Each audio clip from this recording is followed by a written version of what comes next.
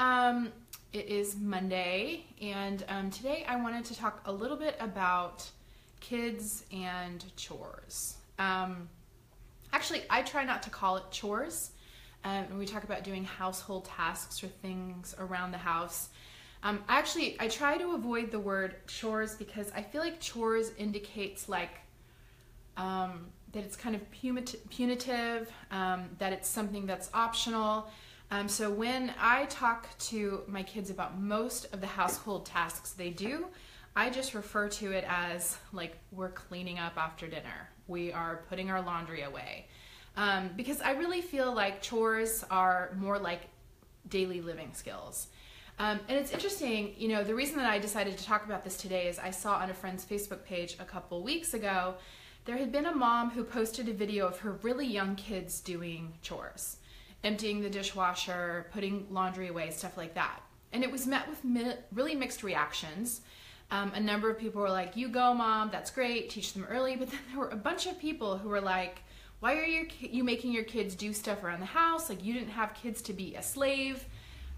That's your job as a mom. You know, kids should just be able to enjoy their childhood. So I was just so thrown off by some of these attitudes around kids helping around the house. In my house, the philosophy is you help with the things that help you. So if you eat a meal, you're going to help with a part of the meal. You're going to help by chopping something, you're going to help by setting the table, and you're going to help by cleaning up after that meal. And to me, it's not so much chores as it is like, this is what you do to live. This is living skills, you know. And I think living skills are really important, super important. You know, I feel like everything I'm doing with my kids right now is to prepare them to be functioning adults on their own. And I feel like if my kids leave my home without knowing how to cook a meal, I have failed. I have failed them. Like, you know, if they get out of my home and they have not cooked a meal from start to finish by themselves, then I haven't done my job for them. That's one thing. You know, it's for the benefit of my kids. I want my kids to know how to scrub a toilet when they move out on their own, or when they get married. So it's for them, but it's also for me, because I am not a maid. I am a working mom. You know, they have two parents who are full-time working parents, and you know, I'm not about them thinking that I am a maid, you know. That's just really important to me, that they understand that everybody pitches in. There's no entitlement. I don't want them to be entitled adults. Specifically for my boys, I don't want them to get the impression that the woman does these things and that there are certain tasks that are outside of what a man does or what a boy does, because I have to say, I think, and this is a whole other topic that I should probably do a Facebook video on sometime, but I do think a lot of us kind of grew up, especially in my age, I'm in my 40s, in this sort of feminist sandwich generation where, you know, we were taught that women can do anything, but we watched our moms do all the household stuff. That was true for me. My mom had a job, and my parents, you know, tried to be egalitarian, but at the same time, like, my dad didn't do the laundry. My dad didn't do the cooking, really. So I think a lot of us grew up, you know, in this kind of interesting time, and I think a lot of men, personally my age, grew up not learning how to do some of these things. And then, you know, I feel like for my boys, I really want them to enter marriage with like a totally egalitarian view. Like, I have scrubbed a toilet before, I have made a meal before. That's just so important to me. So in addition to it being important for the kids, it's also important for my sanity. I have 4 kids. There's just no reason for me to do all of their laundry by myself. There's no reason for me not to enlist their help in cooking meals. And at the age that my kids are at right now, they're 8, 10, 10, and 12. They do help with a lot of the food prep. They can make some simple meals from start to finish, but by the time they're in high school, I'd really like to have each of them making a meal from the beginning to the end by themselves, and even kind of helping in the meal planning. Now, I will say too that I grew up not doing a lot of that, and my mom did most of it. I think that's how she was raised. you know, a good mom just does all that kind of stuff for their kids. So I went to college really not knowing how to cook.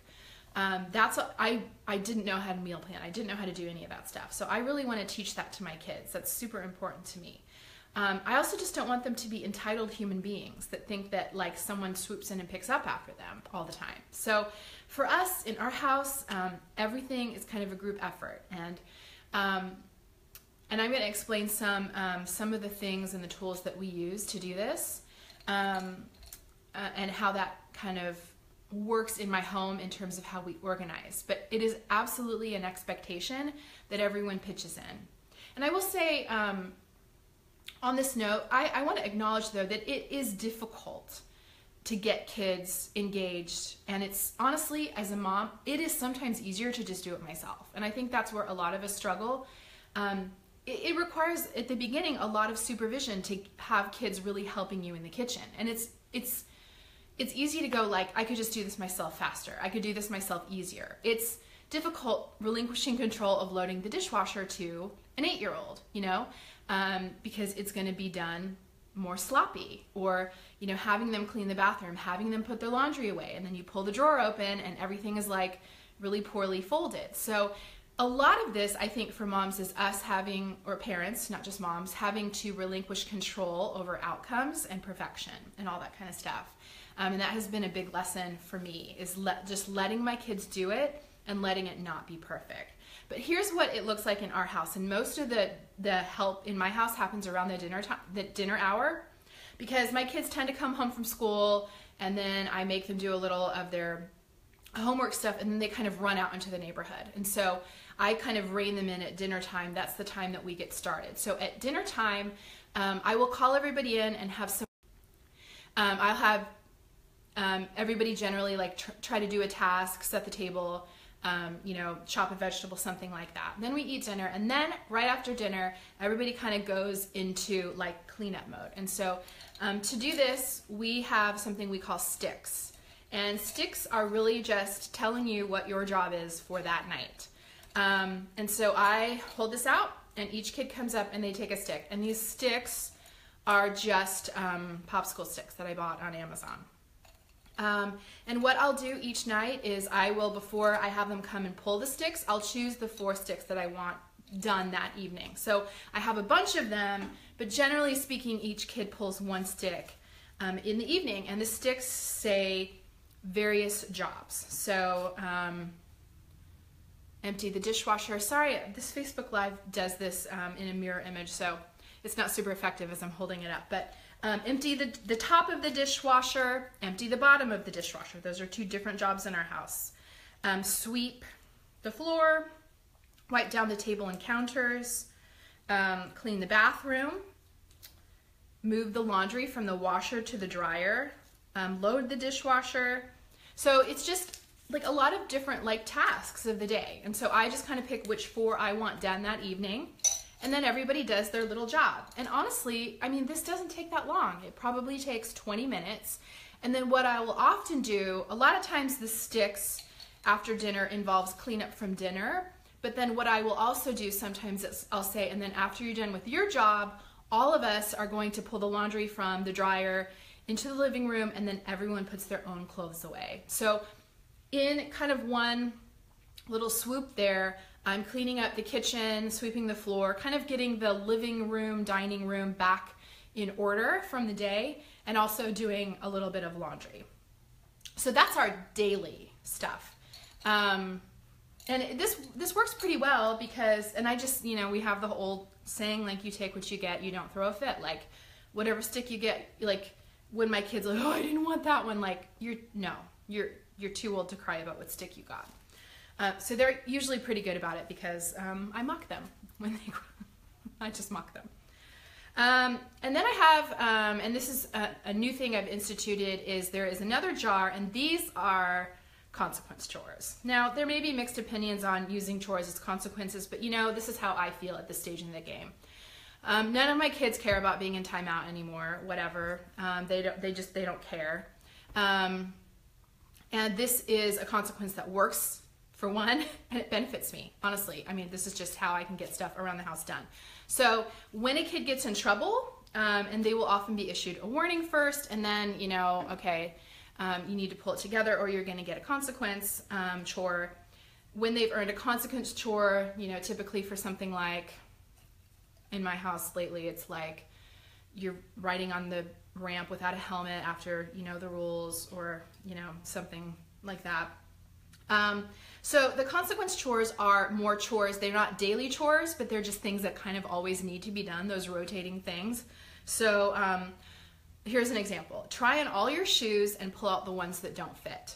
So again, it's just like, it's not a thing that needs to be done urgently, but it always kind of needs to be done. Skim the pool. Try on all your pants and pull out the ones that don't fit. Put new batteries in all the clocks. And I'll just, like, that's a thing that needs to be done right now. And then some of them I'll return to the pot, and some of them, once they're done, I'll just throw them away. Plant the creeping fig in the backyard. Again, that's one that is specific, a task that I just need to have done. Break down the Amazon boxes. This one's every day. Not every day, but I order a lot of things from Amazon. There seem to always be boxes in the corner that need to be broken down. So that's definitely one that I dole out a lot when a kid has been, you know, disrespectful or something. Pick one window to clean inside and out. That's another one. Strip your bed and wash the sheets. I mean, you know, that always needs to be done. Organize the pantry. Clean out the fridge. Water the succulents. You know, so again, these are jobs that are beneficial to the household, that I kind of need to be done. And, you know, I mean, the kids, you know, they don't want to do them. And so, you know, I feel like, you know, a consequence needs to be something that has a little bit of a punch, in terms of like, this is a bummer, I'll modify my behavior next time. I'll wear the helmet next time or whatever. So that's how I get the kids involved in some of the more, like, I guess you'd call like spring cleaning or occasional chores that need to be done around the house. And yes, it is punitive and it is a punishment, but at the same time, they are learning these skills. So I'm kind of okay with it. I don't think that this is going to make them, you know, go into adulthood thinking that chores are a punishment, because I think we're doing enough around the house on a regular basis. But anyway, so that is some of the ways that I get my kids to help. We also, I will say, another big thing we do is we have a rule called clean before screen, which means anytime they want to watch a television show, play a video game, which we don't do on school nights, but they do. We're actually kind of obsessed with the show Blackish right now, and so before bed, the kids always want to watch one episode of Blackish, which is great because it's like a 20-minute show. It's pretty quick, and so I will say clean before screen, so they know if they like. This happened exactly last night. If they want to watch an episode of Blackish, I will say, I'm starting it in 10 minutes, and the kids whose rooms are completely clean may watch.